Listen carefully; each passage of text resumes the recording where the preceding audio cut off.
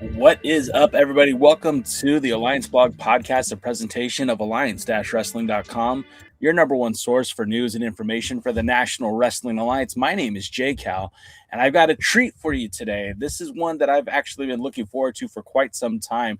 See, I'm here in Southern California, and I love Southern California independent wrestling. That's what I grew up on. I started going to shows back in 2001 with UPW and WPW and Rev Pro and AWS and all these promotions that have flourished out here in Southern California. And a name that is synonymous with all of these wrestling promotions is Lil Cholo. And I know. He's done a lot, right? He's done a lot everywhere. But in SoCal, I feel like that's where the bread was buttered, my friends. And being able to talk to Little Cholo, who is, to me, like, he is SoCal. I can't picture Southern California wrestling scene without him. So without any further, let me bring on the man, the myth, the legend, Little Cholo himself. What's up, man? How you doing today? I'm good. How are you, man? Good. I'm so thrilled to talk to you because although I podcast about the NWA and we talk all kinds of wrestling, I always love talking about the Southern California wrestling scene the most. And you're one of the, as far as I'm concerned, one of the pillars that held up this community when I got into the Southern California wrestling scene. And what brought me to SoCal, like to watch the independent scene, was UPW, Ultimate Pro Wrestling, and your appearances there, obviously getting that opportunity to be seen by UPW, and then for me, like, I was learning about the indies through UPW, so I found WPW, I found Marin's WPW, I found Rev Pro, and all these other independent promotions out here in Southern California, and everywhere I went, you were there. Like, I couldn't get away from you. And it's a good thing that I enjoyed your wrestling because it's like you were literally everywhere. So first and foremost, tell me about getting into to wrestling and what inspired you to get into pro wrestling. Well, first off, thank you for that great intro. Man, it's kind of crazy to hear that, you'd be going place to place and you'd be able to see me or see my name on a lot of the cards that are around here in SoCal. It's a lot different now, this day and age, but yeah, it was crazy back then. There were so many promotions that were out here in Southern California at that time. Just we had the opportunity, and why not take it? But yeah, it's crazy, man. It's I'm glad I was able to meet you through there. That's pretty cool. But yeah, so as far as SoCal goes, man, long story short, I was able to meet Marin through his son at my middle school. Oh, wow. And yeah, I saw him wearing a wrestling shirt one day, and I asked him, "Hey, just by chance, hey, do you happen to like wrestling?" And he goes, "Yeah, my dad's a wrestler." And I was like, "Yeah, right." And I just kind of just blew him off. And Yeah. um, fast forward a couple weeks later, I'm at this place called the Anaheim Marketplace, Right. and I'm walking around and I see this sign that says "Free Lucha Libre." So I went and I grabbed a seat. I'm sitting in the front row and I'm watching these guys just, it's the very first time I'm watching wrestling live in person. Yeah. And I don't know what to think. It was crazy. A couple minutes into the show, like, I feel a tap on my shoulder, and it was Martin's son. And he's like, "What are you doing here?" I was like, "What are you doing here?" And he's like, "Well, my dad owns this." And I was like, "What?" And he goes, "Yeah." He goes, "You want to meet him?" I was like, "Fuck yeah, I do." So we met, and that was pretty much it. He goes, "I hear you want to be a wrestler." And I was like, "Yeah." And he goes, "Can you come next week and help out?" And I never left. That's awesome, man. Did you grow up like, obviously you said in middle school you were, you saw a wrestling shirt and you were into it, but like, did you grow up a wrestling fan, and when did you start watching wrestling? Yeah, since I was a little kid, earliest recollection is probably like that WrestleMania 3, like Hogan and Andre. Yeah. That's probably like the furthest memory I've got. But like, yeah, ever since I was a little kid, I always just gravitated to it. And That's That's really cool. Go ahead. I'm Yeah. sorry. No, you're good. But yeah. So that pretty much just that was it. You know, it didn't take long after that. I just started training and yeah, it was crazy, crazy times. Who inspired you when you were, training? Like who were some of the wrestlers you, I don't want to say pattern yourself after, but who did you look to for inspiration? Um, Two that stick out a lot at the time. Uh, I guess like I kind of had like my favorite pro wrestler, and then I had like my favorite luchador. Okay, Um, Pro wrestler would probably be Brett at the time, sure, of and course. then luchador being Rey Mysterio. Those are two goats, man. So no one's gonna argue with you on those.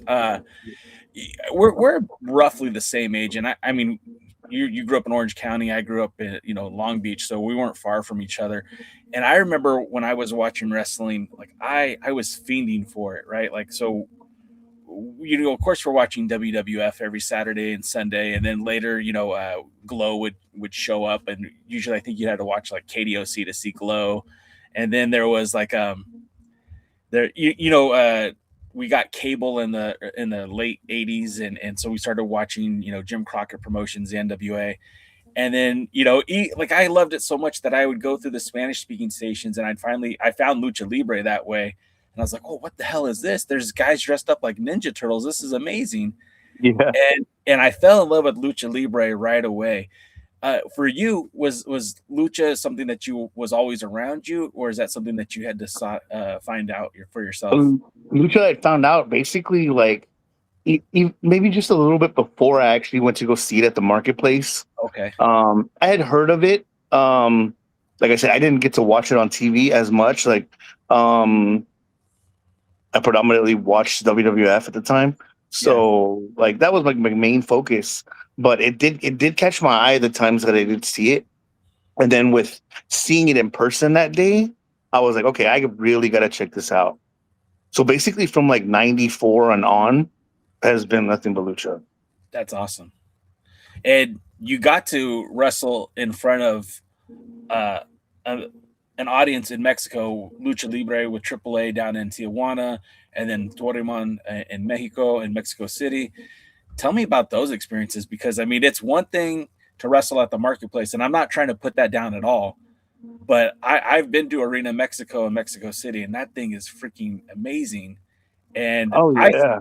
I love going to the auditorium right now. I go to, well, not now, but just the last Crash show, I was down there at the auditorium, and I've been to a lot of AAA shows down there, the Crash, Luca Libre, and it's such an amazing vibe being in front of the fan base that's there. I mean, obviously, Lucha Libre is something more than I think what American fans define wrestling as. I think it's a lot more culturally connected to those fans. So tell me what it was like wrestling in Tijuana for AAA, and then also if you could tell me about wrestling in Mexico City for Toryumon. Lucha Libre is like, it's the way of life. It's a part of the culture over there. It's like everyday struggles. You definitely notice a difference for sure when it comes to like the reactions in the matches and stuff like that. And then yeah, it was great opportunities. The Toryumon thing was great. I got to do a couple shows for them. I did my first ever Japanese pay-per-view there at Arena Coliseo for them, which was great. Was that in Mexico City as well, Arena That was Coliseo? back Arena Coliseo, yeah. It That's a was just dope a one day. venue. Yeah. So if you get a chance to go there, please go there. Um, it was a 1 day event, and then me and Martin, we tagged up in a tag tournament that day, and we went to the finals.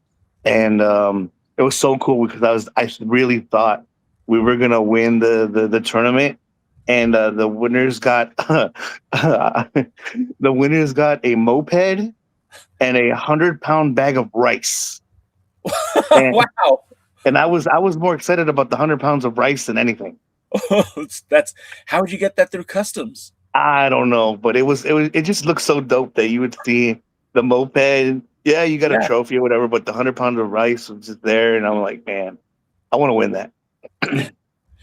Maybe that's something you could do for House of Lucha down the road is a tag team tournament that the winner gets 100 pounds of rice. Man, that's crazy. Yeah, that. That's But and I don't mean to step on what you were saying, but like Arena Coliso, like both Arena Mexico and Arena Coliso are for anyone who loves Lucha Libre, they're bucket list items because it's like the heart and soul of Lucha Libre in Mexico City, both being the home for CMLL shows.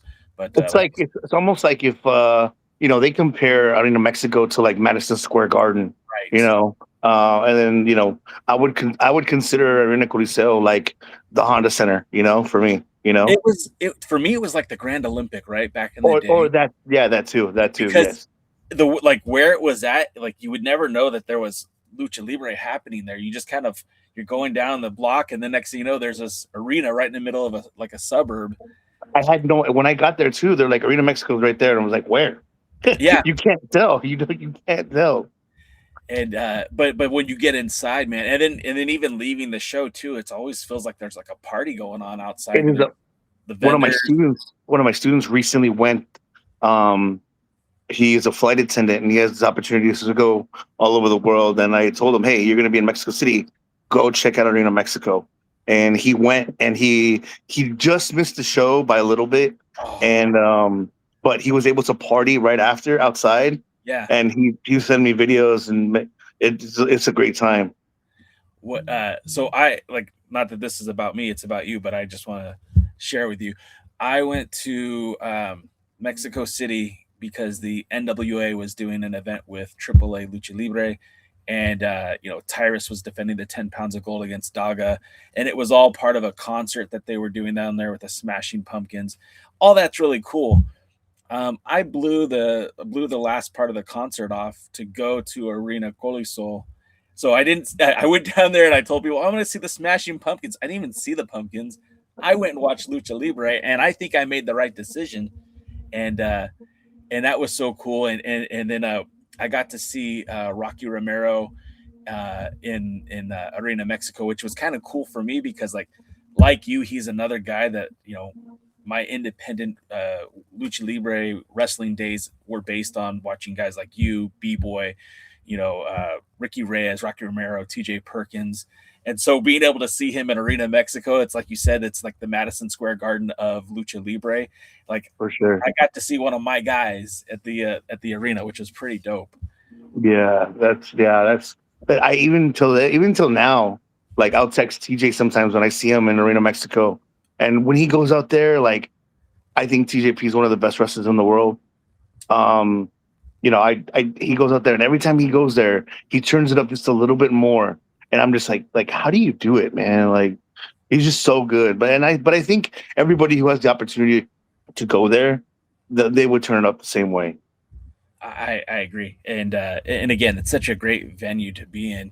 But Arena Coliseum was so cool too, and again the roots, right? Like to me, like wrestling history is it's almost as cool as the wrestling itself, and to think that you were in that same venue where so many lucha libre legends have wrestled. And the same thing with in the auditorium in Tijuana. Like I got to go backstage at the last show. I had a buddy who let me in, and being able to walk down that hallway, and it's like, dude, you know how many lucha legends have walked down here? And I mean, El Hijo de Santo, Blue Demon Jr., Rey Mysterio, El Hijo de Rey Mysterio, and we could just keep going on and on and on. Pedro Aguayo Jr., Dr. Wagner, in all these lucha icons, and you got to wrestle in that same building, man, and that's pretty freaking cool.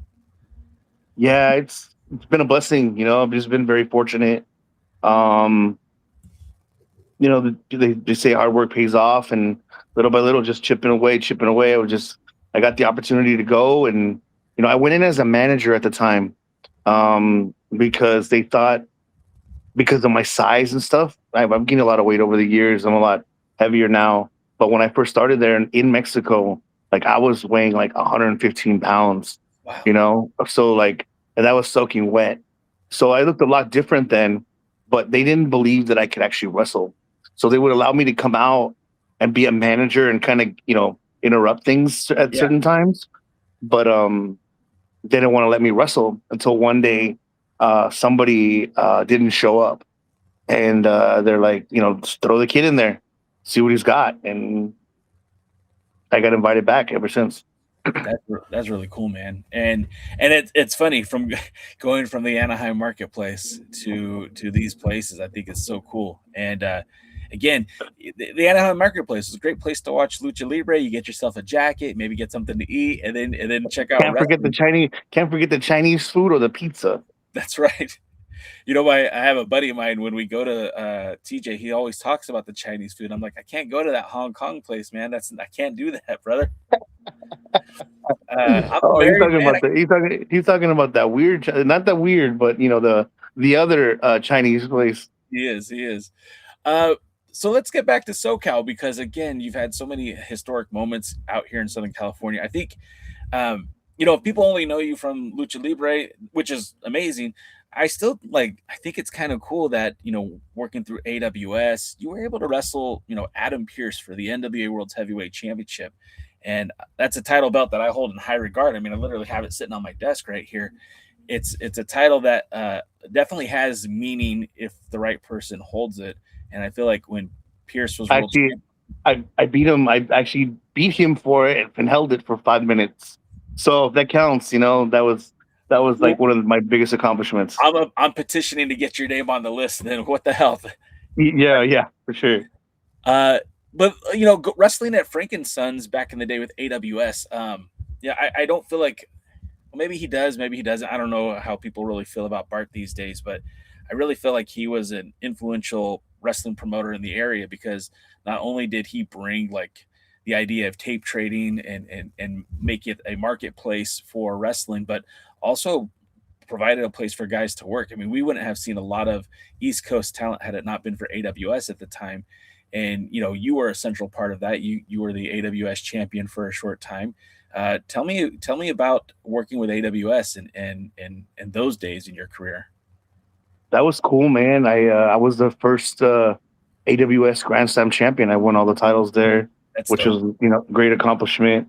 Yeah, getting the opportunity to wrestle not only our guys here in Southern California, but getting these opportunities to wrestle guys from the East Coast and Mexico or for wherever he brought them from. It was great. It was because of AWS. I got to wrestle Sabu. It was because of AWS that I got to wrestle Drake Younger. It was because of AWS that I won all those titles. Like it's just it was definitely a staple here in Southern California. Did you have a favorite wrestling venue in SoCal that you like to be in, or like a place that besides the marketplace? Because I know that's kind of always going to be home. But was there a place that you really enjoyed wrestling? Man, there was a few, AWS at the time when it was at the first Frankensons. That was Yeah, pretty cool. I love that That venue. that area was pretty cool. Um, Wrestling, of course, at the Grand Olympic Auditorium was great. That was super cool. Just Was that like with was that FCW? that was FCW and WPW as well. I didn't know WPW ran there. Humongous lucha show. Yeah. Oh man, that's dope. I gotta find video of that. Man, I wish I had a video of it. It's somewhere. It's definitely out there. I But bet. it was he had started Perro Aguayo's retirement tour, Okay. and you name it, Perro Aguayo, Blue Panther, Santo, like you name it, it was top to bottom. Working the Grand Olympic again, as sacred as Arena Coliseo is to Lucha Libre, I feel like the Grand Olympic. I know because now it's a church in LA. It doesn't get the same love it should, but at one point that was literally we talked about MSG in New York, but that was the MSG of the West Coast. I mean, it was one of the brightest spots of all It pro was a wrestling. perfect place for wrestling. Like Oh yeah, it just the structure of it, just the way it was perfect. Like it didn't nothing needed to be changed. It was just a good classic arena. and it was I got to see an ECW that when ECW came out here, that's where they ran, and I got to see one of the XPW shows. In fact, we left a little bit early, but that was the night that New Jack threw Vic Grimes off the top of the scaffolding. So I didn't see that live. I ended up watching it later. But tell me about wrestling in the Grand Ole, because that's something I didn't know. That's sacred ground. Yeah, it was cool. Like I think the whole being so young and wrestling there, and like just being just getting the opportunity to wrestle there felt so good, because I'm like 16 years old, 17 years old, and I'm like, dude, I'm wrestling where Chavo Guerrero Sr. wrestled. I'm Damn. wrestling where, Roddy Piper wrestled, like Classy Freddie Blassie, like you name it. Like the best of the best have been in here. And now I'm walking through these halls. For sure. It's pretty cool. Have you seen the documentary that I think it's on Amazon Prime, about the Grand Olympic Auditorium?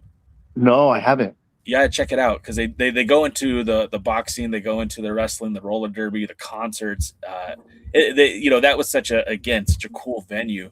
You should check it out if you get time. I will, definitely.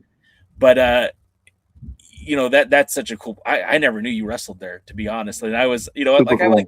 I like to know my stuff when we start talking, and that's such a cool thing to put on your resume.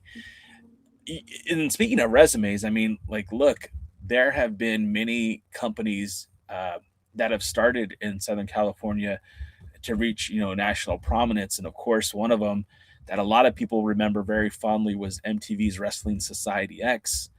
And, it kind of blended elements of XPW and, of course, the MTV culture, but they also had a fair amount of like a lucha and just solid tag team wrestling, really. And it was kind of, I think it was well received by the fans, but I think, of course, it was not on the right platform. MTV was never a good venture for pro wrestling. But tell me about your experiences with Wrestling Society X. How did you get involved in? And again, somebody like B-Boy, who you have, either been across the ring from or teamed with many times in the past. What was it like wrestling with him in Wrestling Society X?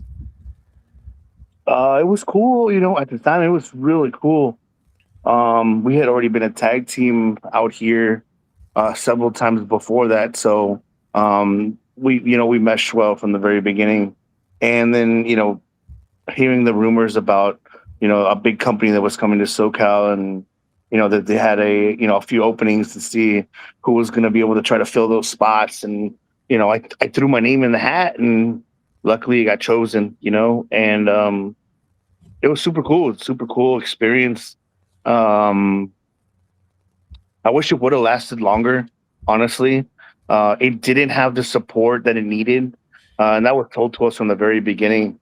It was kind of just on the chopping block from the very beginning, because, I was hearing like, executive after executive after executive fall out of like, we don't really like it, next, whatever. And then it literally went down to this one dude. And it was because of this one guy that stayed on the air for that season. And then after that, it was done for. It's weird when you think about it, because, and I don't even think MTV's on the air anymore, but at one point MTV was doing stuff with WCW, then WCW faded away, and then they started doing Sunday Night Heat, the WWE program on MTV, which was like, oh, that seems like a weird place for that. And then they brought in Wrestling Society X, and I was hopeful, man, because I really thought like, okay, they're gonna do like punk rock wrestling. That's what I kind of pictured. Where, and to a degree they did. There was elements of that, but again, standards and practices and everything else, I don't really felt like MTV wanted it to succeed. And For sure.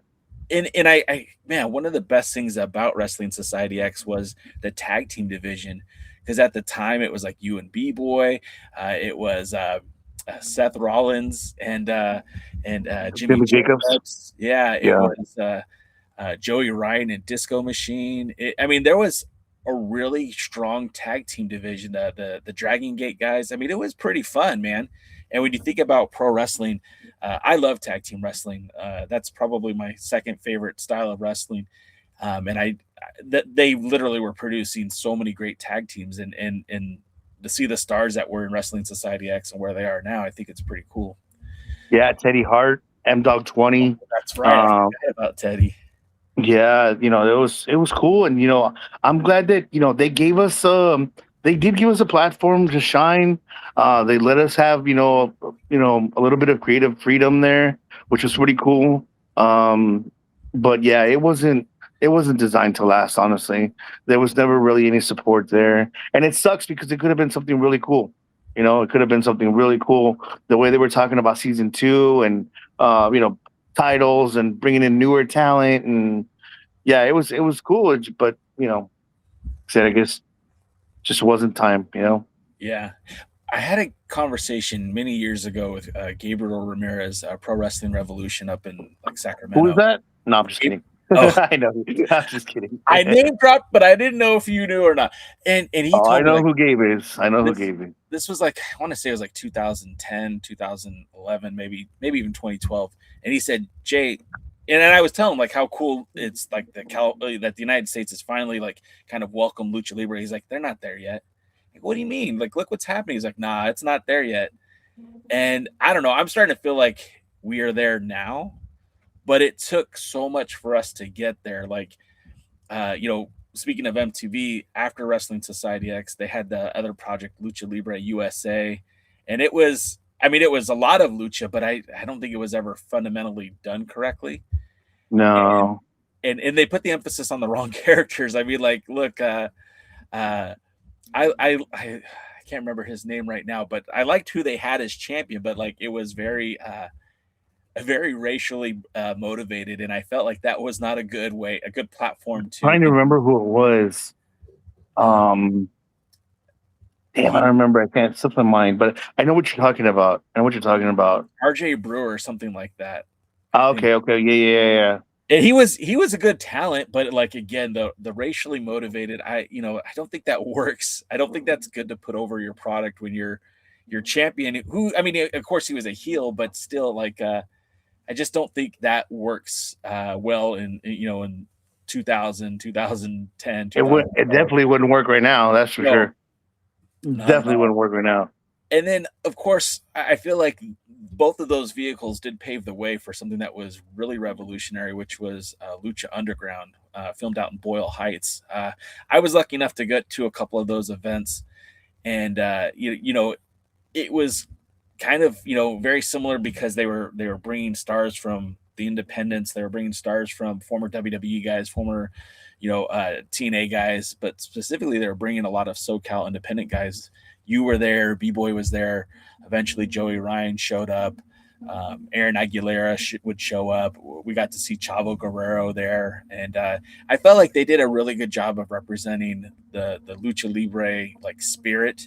And the presentation was completely different, something that I don't think a lot of us wrestling fans were used to. What did you think about Lucha Underground, and tell me about your time working with them?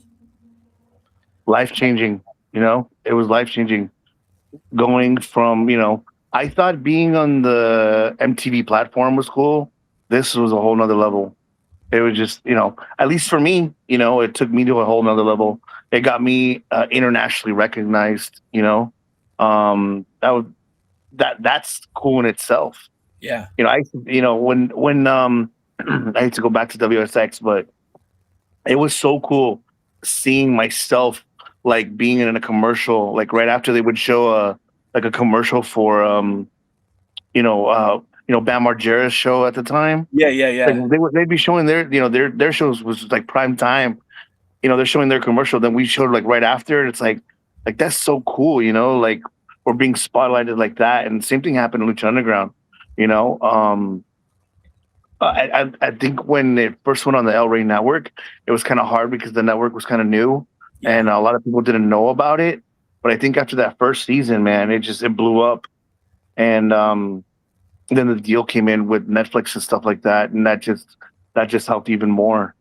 And I mean, I honestly believe Lucha Underground is the reason why AAA became so attractive to the WWE, because seeing like how well received it was in the United States, and seeing that you can blend lucha libre with more American style wrestling, and that's that similar style of episodic soap opera television.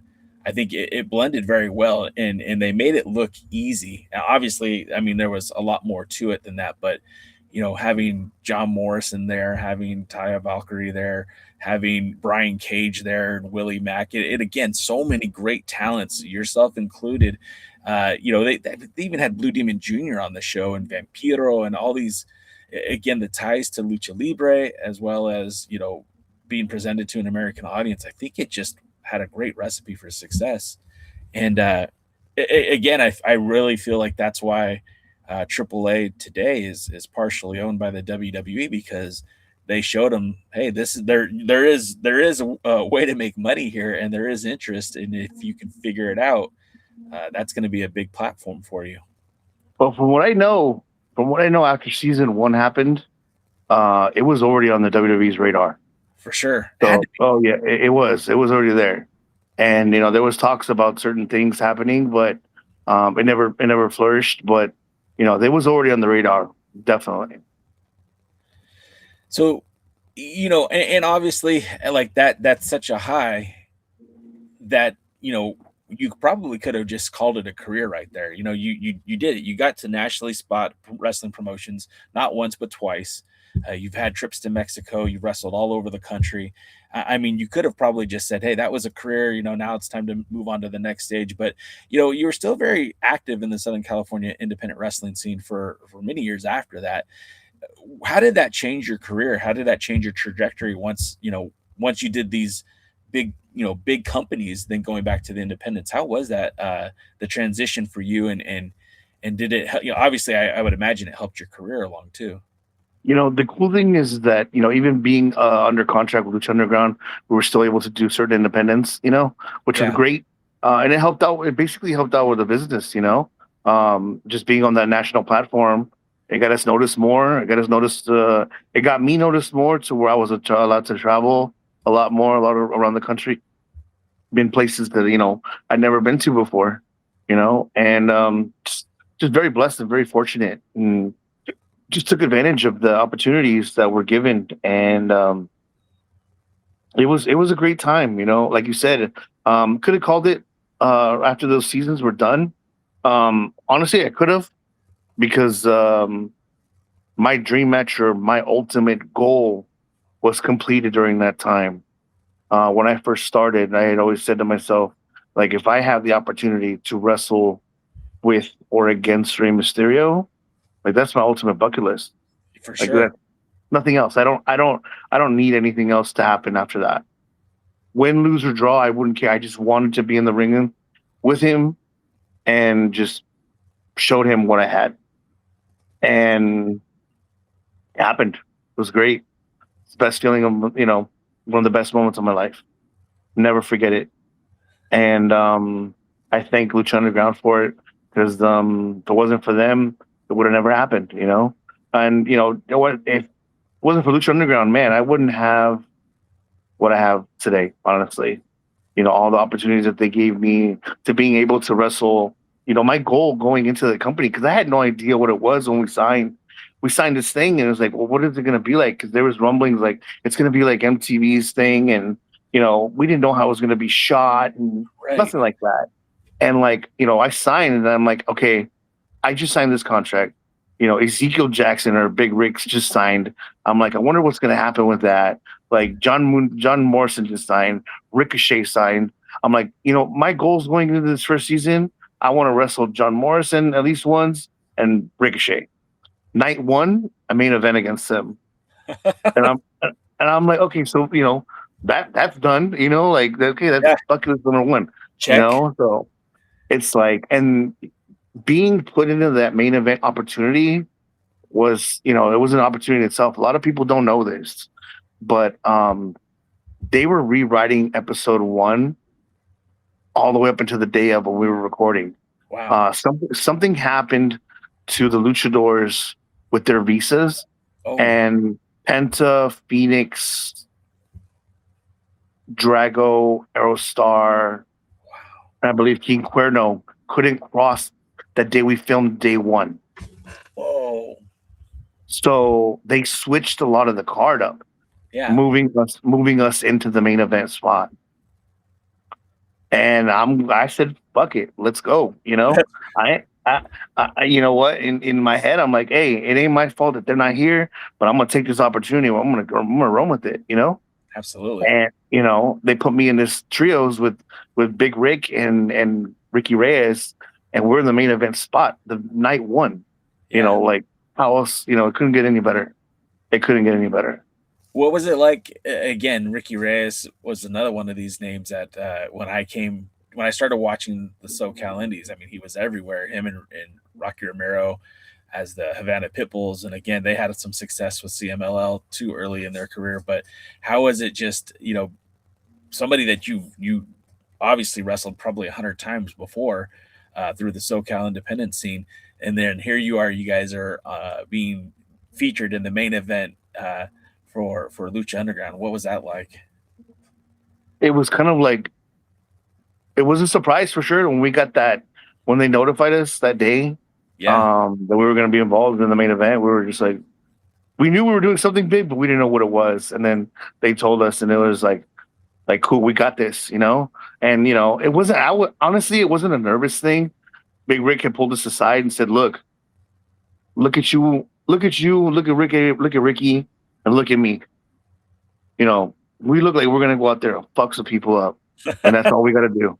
And sure, that's all we got to sure. do. So, um, he's like, just turn it up, and it's in the bag. We got this. And yeah, man, it's such a cool. You go back and you watch, Ricochet and Puma. They're wrestling in the main event of night one, and we go out there and just stop the match and just beat the shit out of both of them, and pretty Yeah. much cemented our footsteps there. Let's go back a few steps because I mean, like these are highs, of course, of your career. Let's go back to some before you kind of had these opportunities.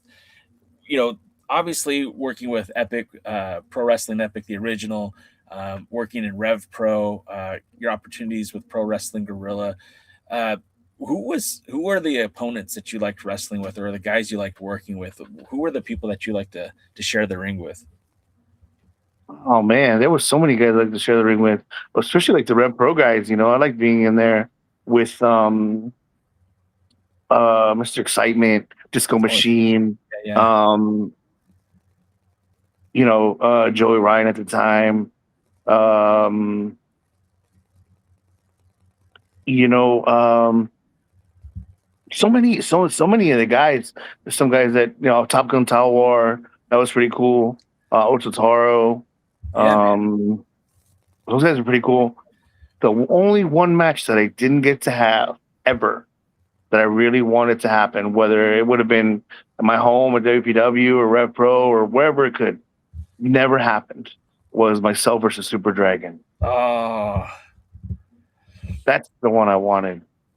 I Yeah, that would have been fire too, because he had such a huge reputation, not just in SoCal, but literally on the independents. And he was the darling, if you will. It was like him and Brian Danielson seemed like to be the two biggest names on the independents, and uh, a lot of people's careers I think were built working with Super Dragon, and yeah.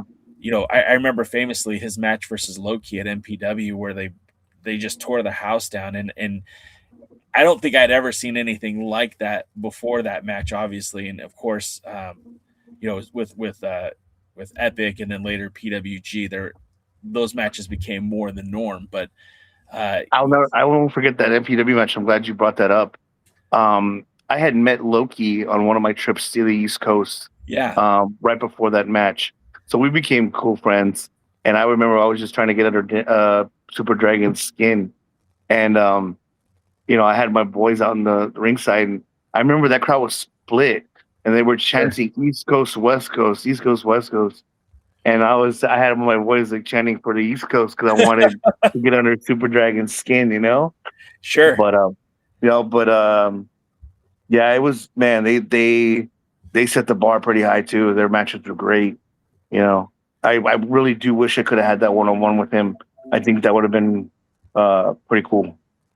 Well, for sure, in we're talking to you, and I don't want to make this all about Super Dragon, but a lot of people don't know is that he and Blitzkrieg were training, uh, you know, with Rev Pro back in the day, and they actually had spots in WCW where Yeah, I remember that. Super Dragon, like he didn't stick, but it was pretty cool that Blitzkrieg was a guy from Southern California and was able to get you know into some pretty big spots with WCW, and I really feel like that helped shine a spotlight on what Rev Pro became, and then of course Rev Pro also opened up the eyes for people with Epic, and then later PWG. But it's kind of funny that it was that lucha libre style of wrestling that propelled Super Dragon's career, propelled Blitzkrieg's career, and all that started out here in Southern California. And I think that's pretty awesome when we think about wrestling in general. And of course, there's always going to be the ties to lucha libre because we're in Southern California, we're so close to Mexico. But that blended style of American style wrestling and lucha libre is celebrated out here so wonderfully, and that's something that you got to do a lot of with WPW and AWS and everything else. And I guess in some ways, like maybe you never got that match with Super Dragon, but it was because of guys like you and B Boy and Super Dragon and the Havana Pitbulls and TJ Perkins. Like that's why we got the scene that we got, because we had such great talents out here, and you guys paved the way for guys to come behind you, guys like Scorpio Sky and gosh, there's so many other names to throw out there, but it's like literally, Quicksilver, yeah, Quicksilver. Lost. Absolutely. But you guys paved that way. You made that an option. You made that available, and I think I don't think I'm the only one saying this, but your name should be up there just with those guys too. It's like in SoCal, you guys helped make that scene. You guys paved the way, and for all the guys who've come afterwards, I mean, they owe you a bit of gratitude. I appreciate that, man. That means a lot. Teach their own. Whoever they want to give their flowers to, they will. Eventually, hopefully, one day I'll get mine. But Yeah. it's all good. Like I said, it's just it's been I've had a great. It's gonna be 20 years for me in the business this year, Wow. and it's been cool. Had its ups and downs or whatever, but it's been great. It's been great. I've gained so much from this, and you know, it's now it's like my time to give back. It's my time to give back, and that's what I'm doing with my school and my students and stuff. And hopefully, we have another generation or another two generations coming out of this thing to keep the scene going. And I'm great segue. I was building up to it, and you took us there. House of Lucha, that's your creation, that's your baby, and uh, of course, you guys have the event coming up next Friday, March 27th. Yes. But it's not just a promotion; it's also a school, and you are training the next wave of Southern California talent, the next blended lucha libre American style wrestlers. How much do you apply in your school that you learned from Gino in WPW? Everything, everything. Uh, I try to keep it old school lucha with new school psychology in a way. Yeah, yeah, It's the way that I have my school is a little bit different. I'm not gonna sit here and tell people like when they come to my class or they come to my school, unlike other schools, they'll be like, I can make you a wrestler in 3 months, or you got a 6 months course and you're gonna be wrestling. I can't tell a person that because I right. don't know how fast they learn. Everybody learns at a different pace. But I'm gonna, however long it takes you, I'm gonna get you there. And it's not just here's how to bump and then, kick you to the curb. No, no, no. We're going over everything. How to put matches together, how to cut a promo, how to come up with your character, all the fundamentals, like you name it, we're I'm going over it with you. We're critiquing everything. And to make sure that you're ready when you finally get out there. And I looked at your flyer, and I it was funny because we were talking on TikTok one day. I was live and you jumped into my live, and I didn't know that House of Lucha was you, which I guess is stupid because I should have known. Like your branding's all over it, but I didn't realize it, and I was like, oh shit.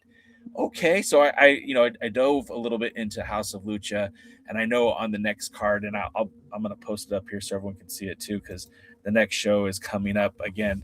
This is your 2 year anniversary, and first of all, Yes, sir. awesome looking poster. Oh, thank you.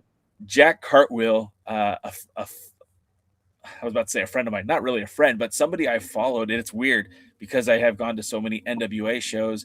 I've seen him wrestle in Texas. I've seen him wrestle in Philly. I've seen him wrestle in Mexico. I've never seen him wrestle in Southern California, which is just bonkers to me because I know he was here for a while. But he'll be a part of this event, which I think is really cool because again, he's got that AAA credibility, he's got that WWE ID credibility, but he's just a really good wrestler and a very good entertainer. He's Yeah, got, with Jack, man, if you've never seen him in person, this would be the opportunity. Like he's great. He is where he is right now because of all of he drives so hard. He never gives up. He never gives up. And that's where he's at. That's why he's at where he's at right now. Because he's out there busting his ass, you know? And we don't get to see him as often as we should here at home, yeah. but luckily for the 2-year anniversary, I was able to lock him in. And also on the card, El Mariachi. I see my boy Mikey O'Shea's on the card. Honest John. I mean, you've got I said El Mariachi. Excuse me, Mariachi Loco. My bad, misspoke. Well, that's okay. You've got a pretty solid roster there, and then and I hope I'm saying her name correctly, Zaria. Zyra, yeah, she's our Zaira. House of Lucha champion. Yeah, First of all, good lord, she's a good looking woman. Second of all, she kicks some ass too, and and yeah. and you and you've tested her because like you brought in freaking Thunder Rosa to your show to test Zaira, and man, that's I mean I think the world of Thunder Rosa again, former NWA Women's Champion, and that's my background NWA, so I keep going there. But she's somebody who we've all got to watch kind of grow up in wrestling too, because she started late, but she took to it very quickly and really had made a name for herself, not just on the independents, not just with the NWA, but now in AEW and how she took AEW by storm a few years ago. And it was cool to know that she was working with you guys for a short time too. But just being able to test your class, your students, your promotion against some of the best in the world, I think that is really incredible. Tell me some more about your students and tell me about, of course, I want to know more about Zaira too. Zyra, she's been around with us for almost 2 years now, and she's been one of the major heels, a part of the company. Yeah, she had been out with an injury and she had tore her ACL, but Oh, shit. even with the torn ACL, she was still like getting involved, sticking her nose where she doesn't belong, and she's one of our top heels in the company, and she's had some pretty big opportunities with us, and this coming up show, she's going to be involved in what we call a mayhem match, and it's a 6-person scramble, Okay. but it's just literally anything goes. Last year's mayhem match, everybody who was in last year's match, if you haven't seen the video, I'll send it to you. But all the opponents that were in last year, they set the bar so high. Like I'm talking, there was broken doors, there was skewers, there Oh, no. was somebody dove off the roof of the building. Oh, wow. Yeah, like it's when they say mayhem, it's mayhem. So there's a new group, there's a new 6-pack of people in that match. Zyra's in the match, Jack Cartwheel's in the match. Another SoCal guy, Big Dick Haas is in the match. Yeah. Familiar with One of it. my students, by the name of Zombie Six, who's up and coming, he's in that match as well. Can't forget Big Meat. Big Meat is a part of that. He's another one of my students. Okay. If you haven't heard the name Big Meat yet, stay on the lookout because this kid's gonna be huge. He is gonna be huge. He's been traveling up and down California as it is. He's traveling a lot up to Northern California, wrestling up for Oasis Pro and like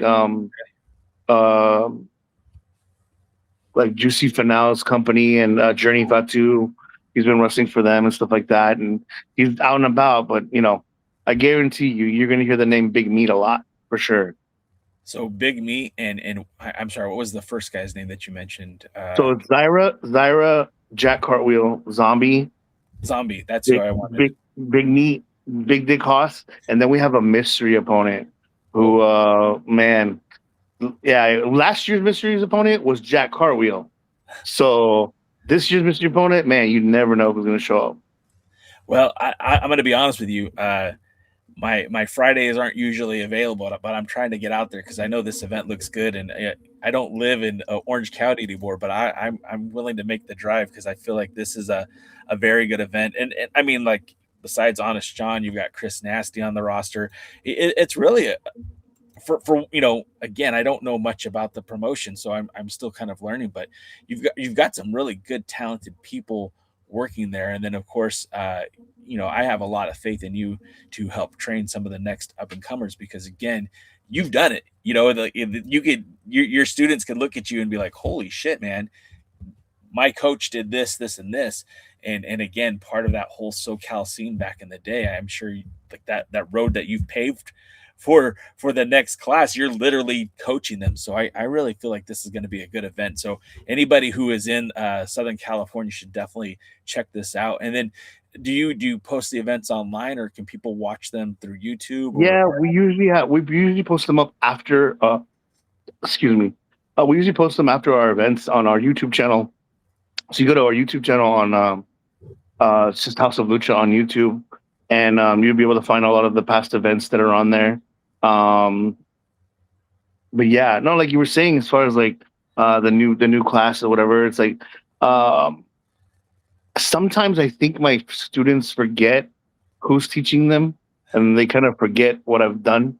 yeah. So you gotta remind them sometimes, but for the most part, this new class that I have, like, I, and I'm not saying because they're my people, but it's like they're gonna be something. They all have something special, and this is like not only from the class that is like it's already been out there, like a Mike Check or an Eddie Vice, Big Meat, Zombie Six, the new class that's out there. I have a new kid that's name's Rayo de Oro, who's gonna be something special. Jay Jaguar, this kid named Obsidian, a monster. When I mean monster, by the name of Buckshot. When you see this guy, you're gonna be like, "What am I looking at?" Like he's just a monster. Mr. Desmadre. It's you name like this class is gonna be super cool. They're very like original characters, and it's like they're gonna be something special on the scene for sure. They just need a little bit of time to polish, but two of them last show was on my pre-show, and I heard nothing but great comments after the show. They couldn't believe it was their first match. They said it looked like they'd been wrestling for a long time. That's So yeah, humongous compliment, and like it means a lot. So they're really trying hard, and that's all I can really ask for. absolutely. Well, again, I want to thank you again, not just for the hour that you've given me today, but your contributions to the Southern California wrestling scene as somebody who was a fan and somebody who was writing about that stuff on SoCal Uncensored. It's so cool to not only know that the next generation is happening underneath your watch, but also just to say thanks for giving me so much happy memories and good times watching pro wrestling and lucha libre here in Southern California. So all my respects, man, and thank you so much for everything that you've done and are continuing to do for the SoCal wrestling scene. Because, man, without people like you, man, we're gonna go back to just the Stone Ages in pro wrestling, and I think that's not what we want at all. And I feel like the scene is more vibrant right now than it's been in a while, and it got stagnant there for a bit, and I feel like we're starting to see some more flashes of brilliance like we had in the past, and again, I'm looking forward to House of Lucha, and if by chance I can't make it to this show, which I'm really trying to, if not, I will definitely be at a show sometime in the near future because it looks like a good product, and I want to support good products. I appreciate that, man. Yeah, like I said, if you can't come out to the anniversary show, our next show will be we do monthly shows. All of our information is on the House of Lucha Instagram page or my Instagram page. But our next show will be April 24th. If you can make it, we have legendary luchador himself, Chavo Guerrero Jr. on the show. So, man, I cannot wait to announce his match. First time ever match in Southern California. Never happened before. Probably never happen again. I cannot wait to announce that match. April 24th, you say, huh? Yes, sir. Right now. Where am I going to be on April 24th? I think I might be in Stanton. Yeah, it looks like I'm free. All right, man. Well, I guess I know what I'm doing on April 24th. But I appreciate you, Lil Cholo. Thank you so much for everything. And no problem, man. Best of luck to you. Not just this Friday, but next Friday, but April 24th and everything after as well. Appreciate it, brother. Thank you so much. Thank you for your time and have a good one. Thanks, bro. All right, guys. Thanks a lot. Lil Cholo, let me know what you think. Sound off in the comments. And until next time, we'll see you at the matches. Thanks for joining the stream. This has been a presentation of Alliance-Wrestling.com. We genuinely appreciate your support. Would you consider subscribing so you'll never miss a future episode? I'd also like to remind you we do a live stream every Tuesday at 5 p.m. before NWA Power. You can find us on social media at The Alliance Blog. And until next time, we are The Alliance.